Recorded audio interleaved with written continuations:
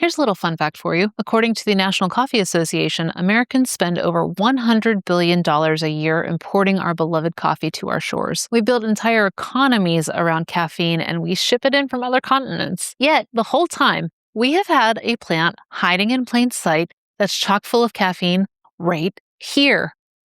We just forgot about it. Well, okay, we didn't just forget about it.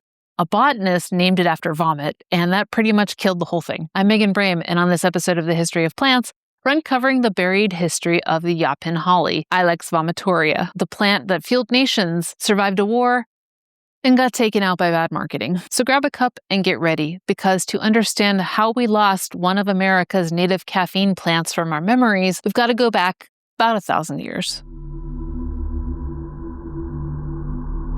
Yaupon holly is a member of the ancient Ilex genus, whose lineage traces back to the late Cretaceous period, roughly 90 million years ago. We found fossil records of Ilex pollen in Australia and fossilized holly fruits in Central Europe, so while dinosaurs were still walking around, hollies were already quietly doing their thing. But between the Cretaceous and the Miocene, something went really wrong because massive lineage-level extinctions wiped out most of the family's branches. The common ancestor of all currently living Ilex species didn't emerge until the early Eocene, around 50 million years ago, in subtropical East Asia. From there, the genus slowly picked itself back up and spread during the early Miocene, spreading into the modern-day Americas. But just as it was just getting its footing, global temperatures dropped in the late Miocene and the range shrank again, retreating to the world's warmer, wetter pockets. Sadly, we don't have much specific fossil information on Ilex vomitoria. Hollies are soft-tissued plants that don't fossilize well, and the genus has a long history of hybridization that makes tracing individual species through deep time extremely difficult. What we do know is that the genus was present in North America for at least 23 million years before humans arrived, and that Yaupon's closest relatives aren't the decorative hollies you see on Christmas wreaths. They're yerba mate, Ilex paraguayensis, which is the national drink of Argentina, and guayusa, Ilex guayusa, which indigenous communities in the Ecuadorian Amazon have been brewing for at least 1,500 years. So, we've got 3 plants from the same genus that contain caffeine and were independently discovered and brewed by indigenous peoples on different parts of the same landmass thousands of miles apart with no known contact between them. The word yaupon comes from the Catawba word yaupa, meaning leaf of the tree. Yaupon holly has the distinct pleasure of being the most caffeine-producing plant native to the United States. There are some outcroppings in northern Mexico and Cuba, and a close relative called Yaupon holly produces caffeine too, but Yaupon is king. It thrives in sandy coastal soils, maritime forests, salt marsh edges, pine flatwoods, essentially places where most crops wouldn't survive. It handles drought, salt spray, and poor soil without complaining, and if a fire tears through, it resprouts from the roots like nothing happened. It is, by almost every measure, the ideal crop for the American South, yet it lost its place to imports when it was right there. It's crazy. Besides the Catawba, other nations had their own names and relationships as early as 750 CE with it. The Timucua and Creek called the brewed infusion Asi, which translates loosely to the purifier. The Creek specifically held Asi in high regard, believing it was able to purify all from sin and instill the virtues of the Great Spirit. Only men, and some sources say only men of great prestige, were allowed to consume it. The Apalachee, Natchez, Seminole, and Muskogee peoples referred to it as the white drink, and it sat at the center of some of the most important political and spiritual ceremonies in southeastern indigenous life, as a way to reaffirm one's connection to the maker of breath. Before council meetings, leaders and elders consumed it to sharpen focus and signal that their proceedings would be conducted with clear minds. Before battle, warriors drank it to achieve both the physical edge of caffeine and a state of spiritual readiness.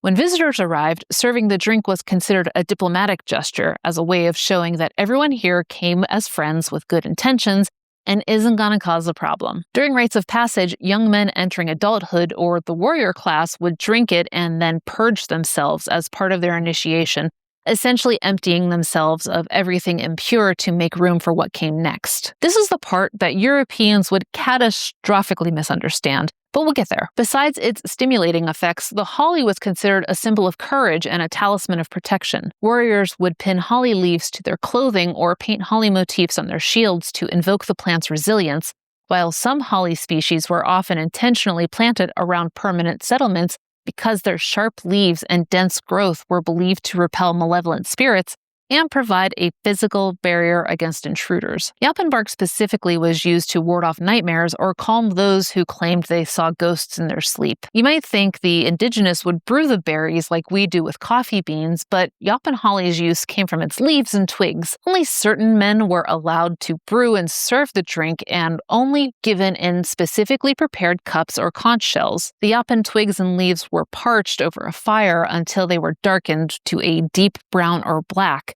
a process that enhanced the flavor and likely concentrated the alkaloid profile. Then, the parched material was boiled in water until a thick, dark, highly caffeinated liquid formed. Before serving, the mixture cooled in large cooling pans, then agitated, sometimes poured from one vessel to another to produce a layer of froth on the surface.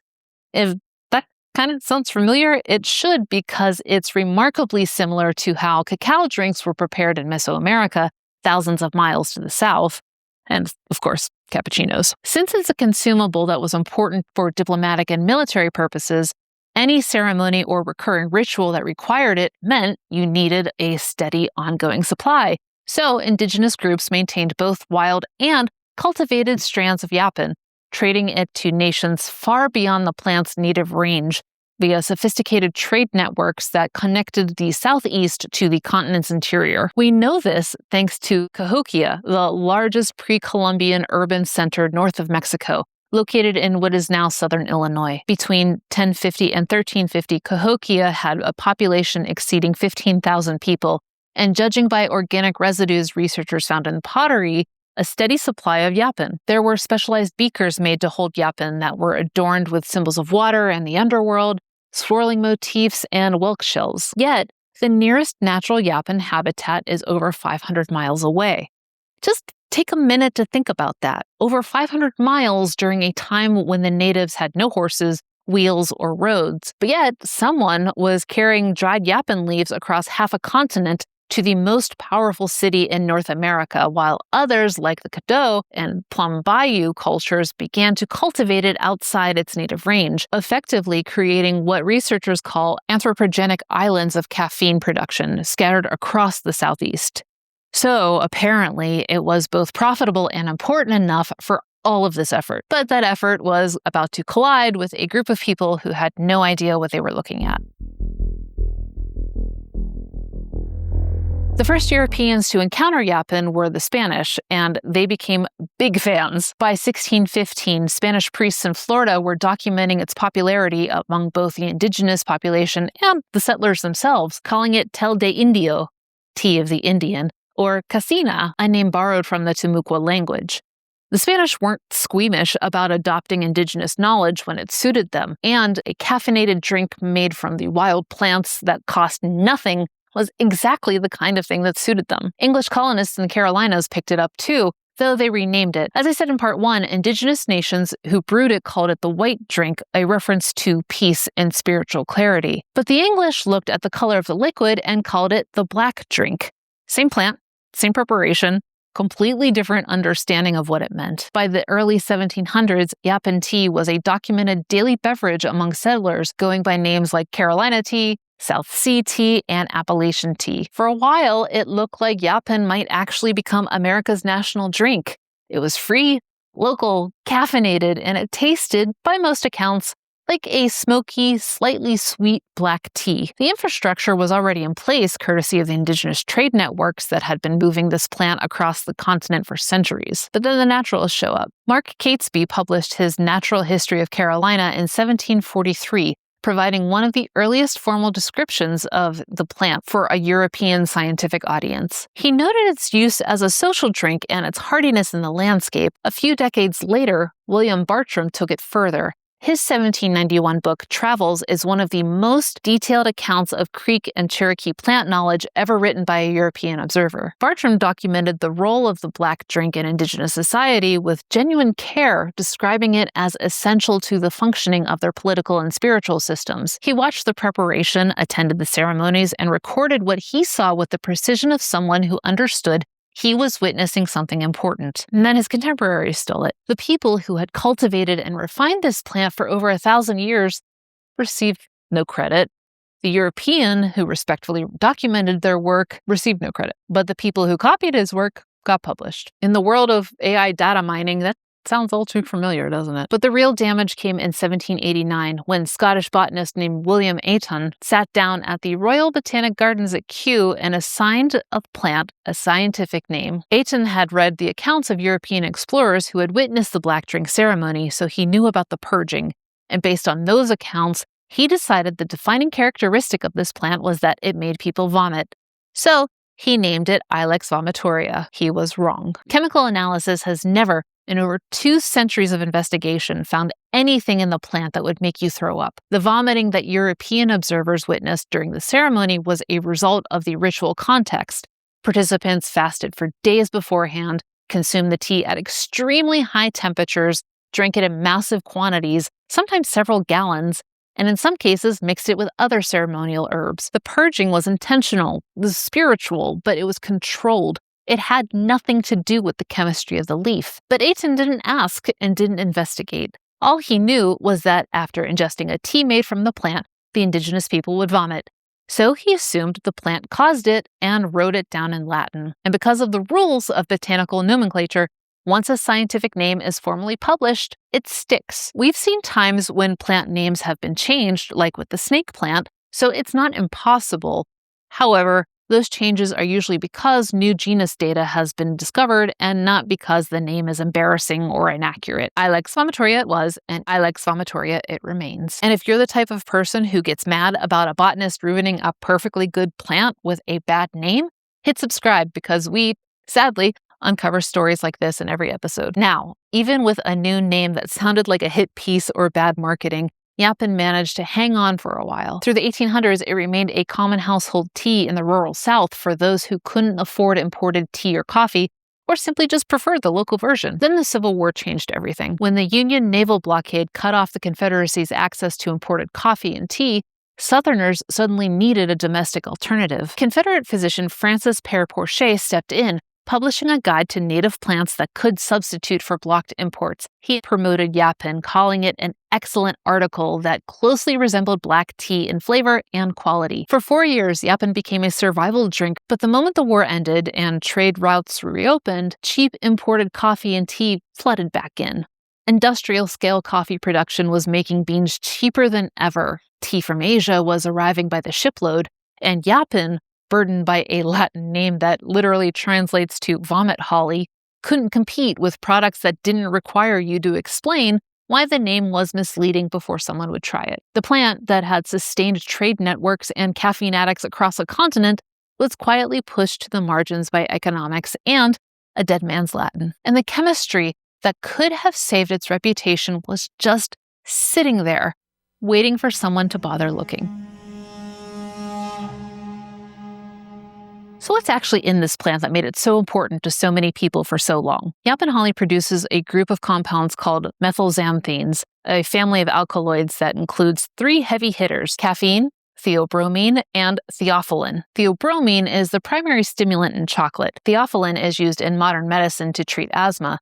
And caffeine, well, caffeine is caffeine. It crosses the blood-brain barrier and blocks your adenosine receptors, which are the receptors that tell your brain you're tired. Block those, and suddenly you're alert, focused, and ready to make decisions in a council meeting or charge into battle. But here's where Yaupon gets interesting as compared to your morning cup of coffee. Different caffeinated plants deliver their methylxanthines in different ratios, and those ratios change how the stimulation actually feels. Coffee is almost pure caffeine with negligible theobromine, which is why it hits hard and fast, but often comes with jitters and a crash. Yerba mate has a similar caffeine concentration to Yaupon, but pairs it with high theobromine, which gives it that physical, full body energy. Yaupon sits in its own lane. It has a caffeine to theobromine ratio of roughly 5:1, and that combination, along with its theophylline content, produces what modern drinkers consistently describe as sustained, calm alertness without the anxiety or crash that coffee can trigger. People call it jitter-free caffeine, and its chemistry backs that up. Theobromine is a vasodilator, meaning it opens your blood vessels and increases oxygen flow,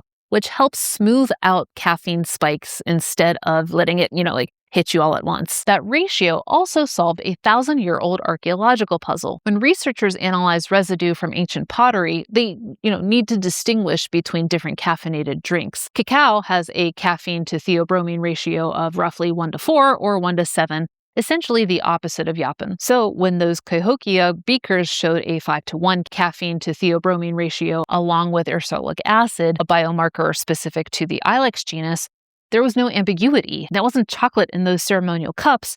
That was holly. Beyond the stimulant profile, Yaupon's leaf chemistry is stacked. It's rich in chlorogenic acid, a phenolic compound with strong antioxidant properties. It contains flavonoids, which contribute to the anti-inflammatory activity, and it produces saponins, which are compounds that create the characteristic froth when the drink is agitated, the same froth that was so important to the ceremonial preparation. In laboratory analysis, Yaupon's antioxidant capacity has been shown to be comparable to, and in some studies exceeding, that of traditional green tea. And those saponins are worth pausing on because they might be the closest thing we have to explaining the vomiting. In high concentrations, saponins can irritate the stomach lining and trigger nausea. If you've been fasting for a few days, then drinking several gallons of a hot, bitter, saponin-rich liquid on an empty stomach, your body's gonna rebel. Add in the extreme temperature, the potential addition of other ceremonial herbs, and the fact that the purging was culturally expected and deliberately induced, and you have a perfectly reasonable explanation for everything the Europeans witnessed and subsequently misunderstood. The modern research is pushing into more ambitious territory.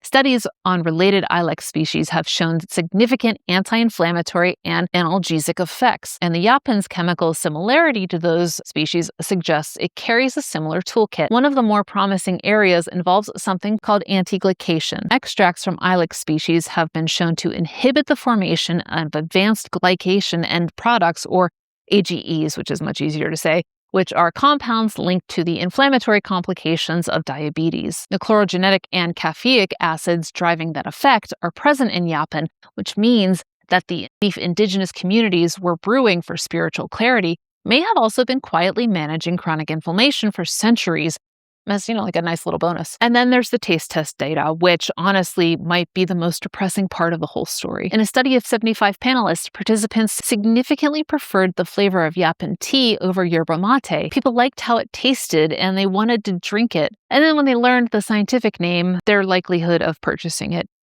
dropped. Over 2 centuries after William Ayton made his mistake, the name is still actively suppressing this plant's future. The chemistry is excellent. The flavor is excellent. The name is a disaster, which brings us to the question of whether anyone in the modern world has figured out how to fix that. By the early 20th century, Yaupon had effectively vanished from mainstream American consciousness. The plant itself was fine. It kept growing wild across the southeast, same as it always had, turning up in coastal scrubland and pine flatwoods along salt marsh edges, completely indifferent to the fact that humans had forgotten about it. A few rural families in the deep south kept the tradition alive, quietly brewing Yaupon the way their grandparents had. But to the rest of the country, our homegrown caffeinated plant had become invisible, which is ironic because while Americans stopped drinking it, we've never stopped planting it. Yaupon holly is one of the most widely used landscaping plants in the southeastern United States.